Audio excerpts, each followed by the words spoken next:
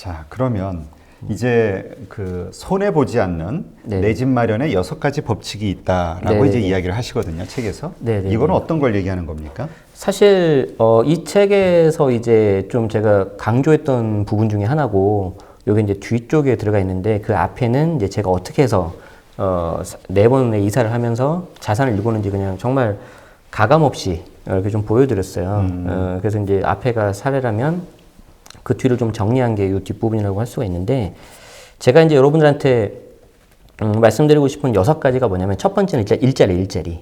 그래서 이 일자리가 많은 곳에 어떻게든지 가까이 있는 게 좋다. 자, 그러면 일자리가 일단 어디 있는지를 알아야 되겠죠. 그래서 전체 지역을 다 볼 수는 없지만 우리가 서울만 본다고 하면은 일단 강남에 일자리가 제일 많아요. 양질의 일자리가. 그리고 그 다음이 종로, 사대문, 시청 근처. 그리고 그 다음에 이제 여의도. 보통 그 세 개를 제일 많이 보고 있고, 이제 다음으로 이제 구로, 가산, 그리고 앞으로 많아지는 마곡, 이런 데가 되겠죠. 그러면 이제 이걸 확장을 해보면 경기도 수도권으로 갈 수도 있고, 이제 지방으로 갈 수 있단 말이에요. 그래서 그 지역에서 핵심이 되는 일자리가 어디냐? 여기서 어떻게든지 조금이라도 1m라도 가까워야 돼요. 1m라도. 그러니까 일터가 많은 곳에서. 그렇죠. 그리고 더 좋은 거는 앞으로 일터가 많아지는 곳. 예를 들자면 판교 같은 곳. 판교 같은 곳은 현재 거기 있는 직장인들이 한 8만 명 내외인데, 여기서 지금 내는 매출이 80조예요. 그런데 이게 어떤 숫자냐면, 부산이 우리나라에서 두 번째 큰 도시잖아요. 한 340만 정도가 되는데, 그 340만이 전체가 되는 매출이 80조거든요. 어마어마한 거죠.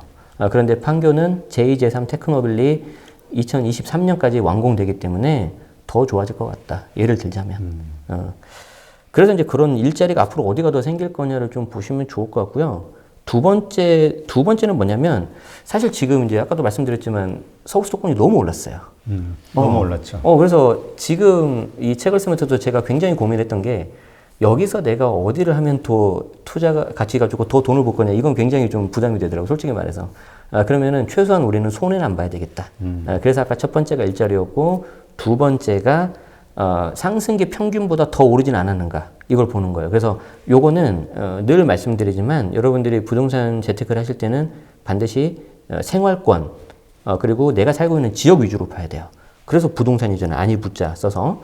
그래서 내가 봐둔 아파트가 있는데, 그 해당 아파트가 예를 들어서 뭐 광진구 또는 중랑구 있다고 가정을 해보면, 중랑구 전체가 지난 한 5년 정도 서울 수도권 상승량 때 20%가 가량 올랐다. 그런데 이 아파트가 5년 동안 봤더니 한 30-40%가 올랐더라. 이런 거는 좀 매수하기 부담되죠. 그래서 그렇게 하나 좀 체크를 해보면 좋을 것 같고요. 세 번째가 이제 미분양이에요, 미분양. 미분양은 아시는 것처럼 말 그대로 우리가 분양을 했는데 청약하러 온 사람이 없다는 거죠. 그렇죠. 그래서 인기가 없다는 거예요. 맞아요. 그런데 이 미분양이 또 두 개가 있어요. 청약 당시에 이제 완판이 안 된 게 있고, 완공이 다 되는데 그때도 미분양이 된 경우가 있어요. 그래서 초보들인 경우에는 두 번째, 완공이 되는데 미분양, 이거 악성 미분양이라고 하는데, 여기는 웬만하면 덤비지 말아라. 웬만하면. 물론 그 중에서도 정말 진주를 가릴 수 있지만 그러긴 쉽지 않다. 예를 들어서 우리가 인기 있는 광교 같은 데도, 마곡 같은 데도 처음에는 미분양이었거든요. 지금 들으면 정말 놀라운 거잖아요. 엄청나게 올랐죠. 그럼요. 그런데 그 당시에 그거를 알아보고 사기는 쉽진 않다. 그러니까 차라리 미분양을 보시려면은 청약에서 미분양이 나는 경우, 차라리 이것만 먼저 보시는 게 좋을 것 같고요.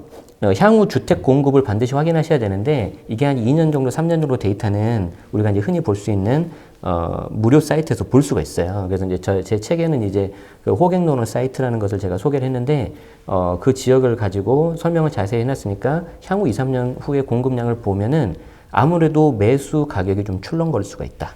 그래서 내가 만약에 지금 그렇지 않아도 좀 가용 자금이 부족하고 급한 게 없다면, 그때 물량이 좀 많이 들어왔을 때 조정이 좀 될 때 그때 사는 것도 나쁘지 않다. 그리고 이제 다섯 번째는 모두가 다 그런 건 아닌데, 보통 이 아파트 가격이 오르는 걸 보니까 처음에 이제 오래된 아파트가 먼저 오르고, 네. 그 다음에 이제 새 아파트, 이제 분양권이 좀 가고요. 그리고 앞으로 새 거가 될 재건축, 재개발 쪽으로 가는 흐름이 좀 비슷한 패턴이란 말이에요.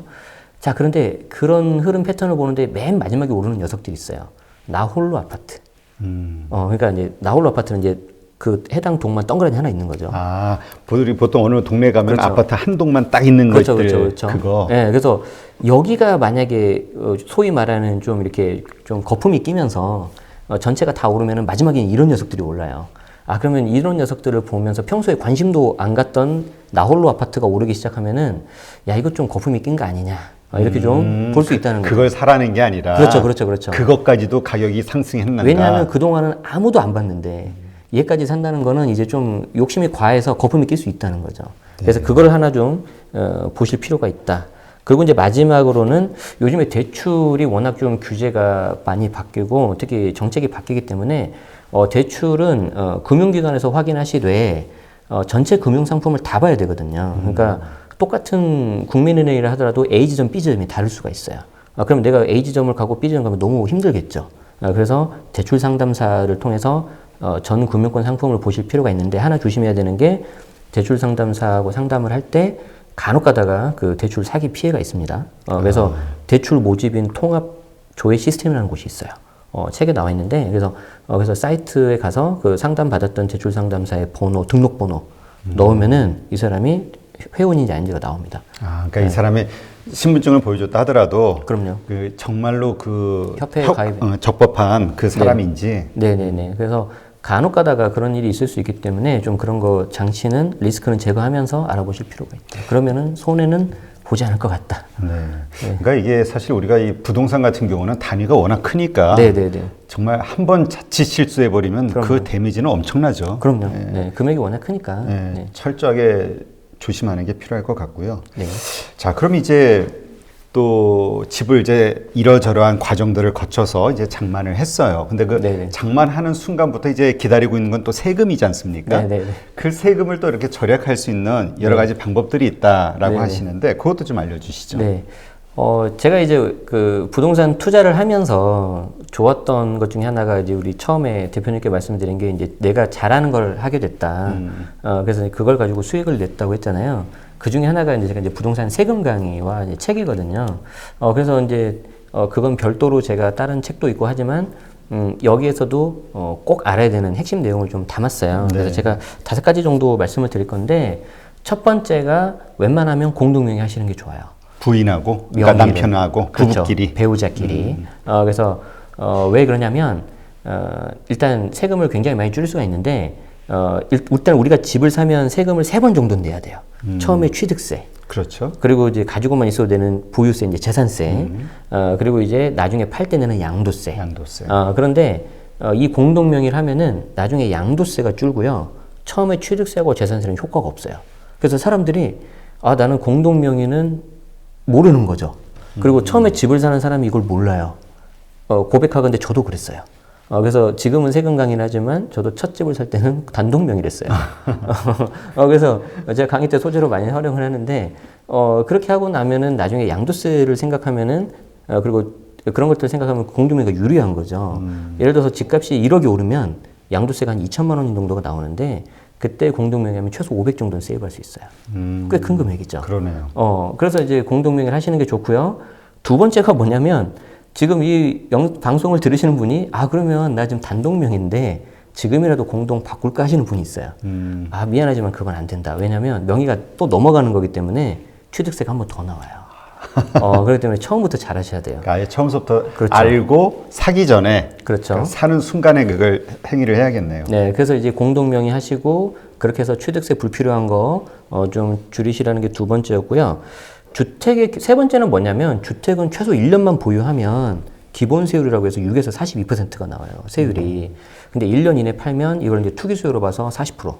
1년에서 2년이면 1년 넘어가면 이제 6에서 42% 기본 세율이 나오는데 이게 내년에 바뀌어요. 그래서 혹시 내가 이 집을 좀 팔고 조금 더 좋은 곳으로 갈아타고 싶다 하시는 분들은 올해 1년이 지났다면 올해 팔고 다른 데 갈아타셔도 돼요. 그런데 내년부터는 이게 2년으로 바뀌어서 2년 이내면 50%, 1년에서 2년이면 40%, 그리고 2년 넘어야 이제 6에서 42% 되는 거죠. 그래서 바뀐 부분 좀 잘 아시면 좋겠고요. 자, 네 번째가 이제 또 많이 놓치는 것 중에 하나인데 결국에는 양도세가 세금이 워낙 많이 나오기 때문에 어떻게 하면 이 양도세를 줄일 거냐가 핵심인데요. 그때 양도세를 줄이는 것 중에 하나가 이제 필요경비라는 게 있어요. 양도세 필요경비인데 이게 이제 뭐냐면 각종 인테리어 있죠. 인테리어 항목 중에서 몇 개만 나한테 인정이 되는 거예요. 아, 내가 네. 그 실내 인테리어를 네, 그렇죠. 딱 그 발주를 줬는데 총액이 네네. 얼마, 이래서 1,000만 원이 나왔다. 그걸 다 인정받는 게 아니라 그렇죠. 그 항목 가운데서 네네네. 그런데 안타깝게도 그 항목이 몇 개가 안 돼요. 자, 대표적인 게 뭐냐면은 샤시, 그리고 확장하는 거. 발코니, 발코니 베란다 확장하는 거, 그리고 상하수도 배관 공사비, 몇 개 안 돼요. 그 외에 나머지 무슨 도배장판, 뭐 화장실 이런 거 안 돼요 지금. 그러니까 그 1,000만 원 중에서 내가 인정받을 수 있는 거는 반드시 좀 증빙을 좀 잘 갖춰 놓자는 거죠. 견적서라든지 그리고 카드 결제. 최근에는 이것도 이제 현금 이체해도 인정되는 걸로 나왔는데 여기서 다 말씀드릴 수는 없지만 우리 세무 공무원 분들이 굉장히 업무가 많고 그렇기 때문에 우리는 최대한 증빙을 많이 갖추는 게 유리해요. 그래서 우리가 인테리어 공사할 때 그런 것들을 잘 챙겨두시는 게 좋고요. 하나만 꿀팁을 제가 말씀드리자면 우리 그 부동산 복비 있죠, 복비. 네. 예, 복비가 이제 중개 수수료가 취득하는 거, 양도하는 거 두 개가 또 필요금비 들어간단 말이에요. 자, 이거 들어가는 것도 현금 주고 끝내지 마시고 반드시 최소한 계좌이체는 해라. 최소한 계좌이체해서 그걸 가지고 증빙으로 첨부를 하면은 인정을 해줘요. 개인이니까 네네. 그 뭐 우리가 뭐 사업자들처럼 세금 계산서를 끊을 수는 그렇죠. 없으니까 그렇죠. 그냥 돈 나가고 그렇죠. 그냥 그것만 이제 제출하면 된다. 그리고 이제 간혹 가다가 이제 영세한 업체들은 영수증 발행 자체가 안 되는 경우도 있어요. 그런데 그걸 현금 주고 끝내지 마시고 계좌이체를 하시고 거기에 대한 내역을 출력을 하거나 캡처한 거를 가지고 있어서 나중에 제출하면은 인정받을 수 있다. 그래서 그거 하나 좀 체크하시면 좋고요. 마지막으로 이제 말씀드리고 싶은 게 뭐냐면 뭐 제가 했던 방법 중에 하나인데 내가 살고 있는 1번 집에서 2번 집으로 이렇게 갈아타는 거 있죠. 네네. 그래서 이제 소위 말해서 이게 갈아탈 때 일시적으로 2주택이 되면 비과세를 해줘요. 그래서 이제 그 비과세가 현재로서는 가장 좋은 절세법 중에 하나인데 왜 그러냐면 이거는 내가 1번 집에서 2번 집으로 갈 때 누구나 이사할 수 있잖아요. 우리나라는 거주 이전의 자유가 있으니까. 그래서 좀 규제가 좀 들어가긴 들어갔지만 이걸 다 막을 수는 없어요. 네. 그래서 내가 좀 이렇게 넘어갈 때는 요건만 몇 가지를 갖추면은 비과세가 되니까 이 부분 잘 확인해 보시고 필요하다면 세무사님 상담도 받고 해서 넘어가는 게 좋겠다. 저는 그렇게 꼭 말씀드리고 싶습니다. 네. 그러니까 이게 집을 이렇게 잘 조사해서 좋은 집을 사는 것도 중요하지만 그 후에 그 세금의 여러 가지 과정들도 미리 한번 점검을 해놓는 게 필요하겠네요. 그렇죠. 그리고 하나만 더 말씀드리자면 이제 세금이 워낙 복잡하고 어렵기 때문에 우리 이렇게 어떻게 보면 시간이 짧은데 다 말씀은 못 드리는데 이것만 기억하시면 돼요. 뭐냐면 계약서를 쓰기 전에 내가 상담을 받는다 세무사랑.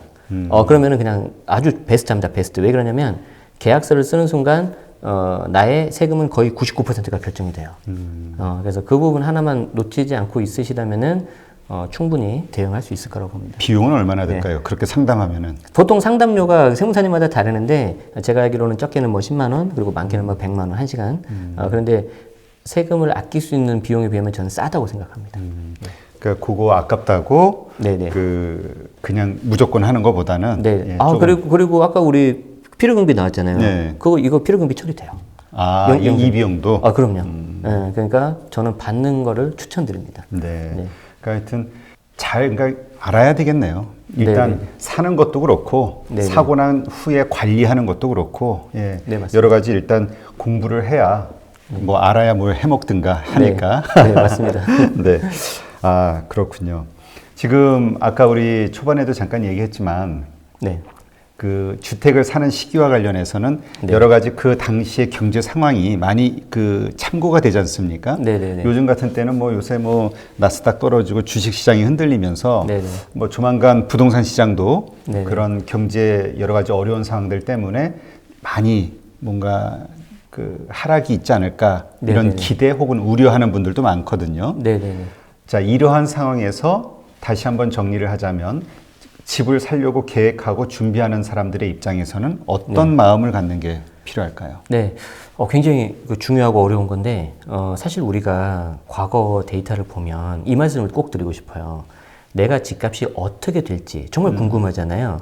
그런데 이 집이라는 거는 부동산이라는 거는 이 주식하고 또 다른 것 같아요. 주식은 굉장히 그 거래가 많기 때문에 빠르고 실시간이고 그러는데 부동산은 이걸 기다리기가 너무 어려운 거죠. 왜냐하면 내가 집을 샀다 그래서 한두 달 지나도 뭔가 가격 변화가 일어나는 것도 아니고 이때 필요한 게 뭐냐면 과거를 복귀하는 거예요. 오히려 과거를 보면은 내가 살고 있었던 집 아니면 내가 가고 싶었던 집 이 가격을 보면은 그 과거를 봤을 때 어떤 변화가 있는지를 알 수가 있는데 여기서 체크해야 되는 게 97년 외환위기 그리고 2008년 금융위기 이때를 봐야 되는 거죠. 자, 그래서 그때를 보면 당연히 가격이 조정됐는데 조정됐다 하더라도 그게 처음에 뭐 당초 어떤 분양가라든가 취득가 여기까지 내려온 적은 없어요. 안타깝지만. 그리고 나서 그걸 금융위기가 지나고 났을 때는 결국에는 다 회복을 하더라. 그런데 모두가 다 회복을 한 건 아니고요. 지역마다 또 다르죠. 이때 여러 가지가 있는데 그 중에서 핵심만 보려면 일자리. 그래서 일자리가 계속 좋아지고 사람들이 몰리고 즉 수요가 있는 곳은 어떻게든지 회복이 더 빨리 되더라고요. 그래서 제가 당부드리고 싶은 말은 지금 굉장히 좀 코로나 때문에 힘드시고 미국 금리도 지금 0.5%를 인하했죠. 그래서 굉장히 좀 많이 불안하고 그러실 텐데 너무 그거를 세계 경제하고 우리 부동산 내가 살고 있는 이 지역의 집값하고 너무 싱크를 맞춰서 연동시킬 필요는 없을 것 같아요. 내가 근데 살고 있는 지역이 앞으로도 내가 일자리가 많아지고 교통수단이 좋아지고 내가 살기에 편하고 그리고 내가 이걸 집을 샀을 때 대출 여력이라든가 내가 갚아나가는 거에 있어서 전혀 문제가 없다. 저는 그러면은 상관이 없다고 보는데 왜 그러냐면 아까도 말씀드렸지만 이게 내가 사는데 6개월 후에 저점이 될 수도 있어요. 그렇지만 그걸 잡는다는 건 내가 볼 때 욕심이다. 이건 내려놓자. 차라리 내가 매달 나가는 대출 금액이 컨트롤 가능하고 내가 이거를 할 수 있다면은 나는 그냥 하겠다. 저는 이렇게 보고요. 하나 더 당부드리자면은 우리 구독자 시청하시는 분들 이제 815 머니톡 보실 텐데 815 머니톡 많이 봐주시고요. 또 그리고 이제 주택도 마찬가지지만 상승론자도 있고 하락론자도 있어요. 그렇죠. 저는 같이 좀 다 봤으면 좋겠어요. 왜 그러냐면은 너무 한쪽만 들으면은 이게 좀 편향될 수가 있어요. 그래서 저도 말씀드린 것 중에 틀린 게 있을 수 있기 때문에 반대되는 의견 잘 들어보시고요. 그리고 또 하나는 뭐냐면 부동산은 반드시 생활권 위주로 가야 돼요. 그래서 예를 들어서 가장 저는 의미 없는 데이터 중에 하나가 뭐냐면 뭐 전국 집값 평균 가격, 전국의 어떤 공급 가격 의미 없어요. 왜냐하면 내가 살고 싶은 곳은 서울인데 아무리 저 멀리 강원도, 전라도, 경상도에 집이 많다고 해도 저는 거기 가기 싫은 거예요. 말 그대로 부동산이잖아요. 움직일 수 없는 거기 때문에 반드시 좀 생활권 위주로 좀 보실 필요가 있다. 그래서 좀 어렵다 사실. 그걸 좀 찾기가 좀 방법도 잘 모르겠고 말씀드렸잖아요. 계약서 쓰는 것도 우리가 안 배웠다니까요. 그렇기 때문에 그 부분을 좀 봐주시면서 하면 좋겠다. 네. 네, 오늘 이렇게 좀 말씀을 들으니까 집을 처음 장만하려고 하는 분들 혹은 조금 더 넓히든가 아니면 좀 더 나은 집으로 좀 갈아타려고 하는 분들에게는 아주 좀 간단하지만 생각해 봐야 될 점들이 여러 가지가 있다는 것을 좀 새삼 깨닫게 됐고요. 아주 괜찮은 팁들이 여러 개 나온 것 같아서 고맙습니다. 예, 저도 좀 이런 관점에서도 한번 생각해 볼 필요가 있구나라는 생각이 들었습니다. 네, 고맙습니다. 오늘 이렇게 나와주셔서 감사하고요. 네네. 이제까지 대한민국 부동산 초보를 위한 아파트 투자의 정석 저자이신 제네시스 박 저자님을 모셨습니다. 감사합니다. 네, 고맙습니다. 네.